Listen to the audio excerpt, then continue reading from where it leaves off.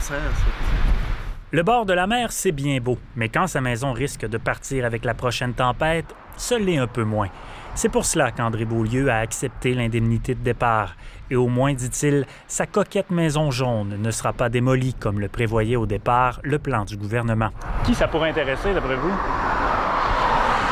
C'est bon pour une jeune famille qui veut repartir et avoir quelque chose là, à moins cher que ce que les maisons sont rendues maintenant. Là. Ouais. Puis qui est prêt à vivre dans une petite maison qui a une vie dedans, là, qui a un âme. Là, t'sais. Il y en a 20 autres comme cela qui seront vendus aux enchères. Mise de départ, 3 500 $. Prise de possession dès cet hiver pour un déménagement obligatoire au plus tard en juin 2023. Mais pour en arriver là, Sainte-Flavie a dû convaincre le gouvernement de l'absurdité de démolir des maisons encore saines. En 2021, quand pour une municipalité comme Sainte-Flavie qui prône l'environnement et l'atteinte de la carboneutralité dans le plus bref des délais, c'était un non-sens pour nous. La municipalité a donc sorti les chiffres pour attendrir le ministère. Démolir 21 maisons aurait coûté $1,5 million.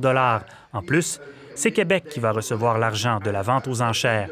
Mais Sainte-Flavie ne sera pas en reste, bien sûr. On poursuit différents objectifs, donc conserver une certaine vitalité foncière, bien entendu, avec des maisons qui demeurent plutôt qu'elles soient démolies, et également d'attirer des nouvelles familles ou des gens qui vont contribuer également à la vitalité sociale. La municipalité offrira aussi un service après-vente, car déménager une maison, c'est compliqué et ça peut coûter entre 50 et 120 000 $. Aider ces personnes-là avec l'entrepreneur, avec les démarches administratives, les différents permis qu'il faut avoir, les contacter TELUS, Hydro-Québec et tout ça. Les personnes intéressées pourront visiter les maisons en novembre et en décembre et auront jusqu'au 28 janvier pour déposer une offre. Et ceux qui remporteront la mise devront respecter 2 conditions, bien sûr déménager la maison, mais aussi s'engager à en demeurer propriétaire pendant au moins 3 ans.